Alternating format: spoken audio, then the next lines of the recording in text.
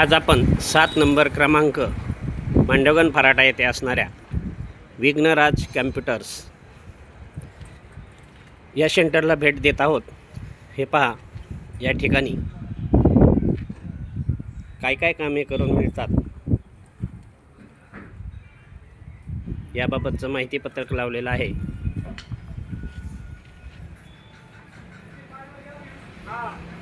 या ठिकाणी मात्र महिलांची गर्दी KYC करण्यासाठी अथवा लाडक्या बहीण या योजनेसाठी मात्र दिसत नाही। आपण याबाबत माहिती घेणार आहोत।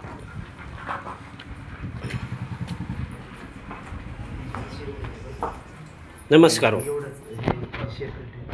आपण कोणती कोणती कामे करून देतो?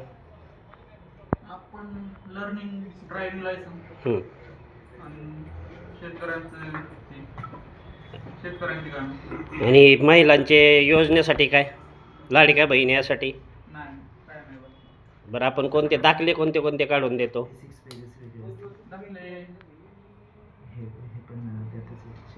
दाखले नाही कोणते, उत्पन्नाचे, जातीचे उत्पन्न दाखला काढतो ना आपण? आपला ID वापरता की दुसऱ्याचा वापरताय सध्या? नाही, दुसरे काढायचं, आपण नाही काढायचं। आपण दुसऱ्याला पाठवता?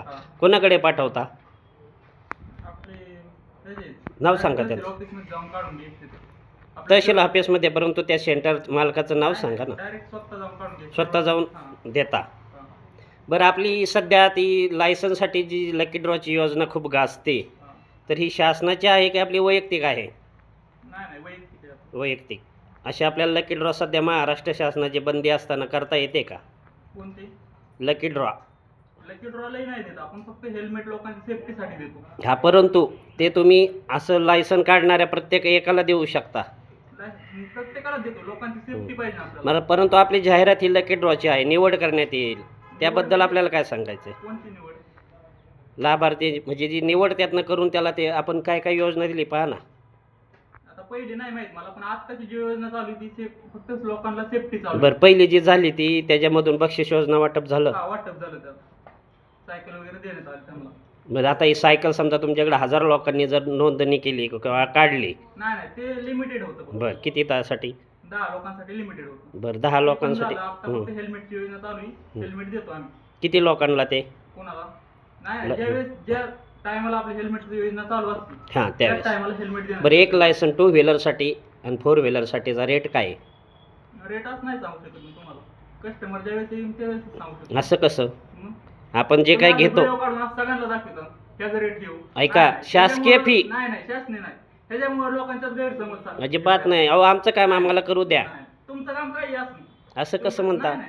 आमचं काम काही असू म्हणजे आमचं सामाजिक काम आम्ही चौथा स्तंभ आहे, चुकीचं आहे असं तुम्हाला म्हणायचं आहे का? हां, तुम्ही असं प्रत्येकाचा व्हिडिओ काढताय ना? अहो, प्रत्येकाचे काढून तुमचा 6वा नंबर आहे म्हणून तर आलो तुमच्यापर्यंत ना। असं कसं? तुम्ही विरोध नाही करू शकत की तुम्ही जे पैसे घेता तेच सांगा ना। 5000, 4000, 2000 जे काय असेल ते 500, 100, 50 ते सांगायला काय हरकत आहे? शासकीय फी तुमची सांगा ना। असं कसं शासकीय? आता दाखल्याला 35 रुपये लागतात, असे सांगा ना। लायसन्ससाठीची फी किती?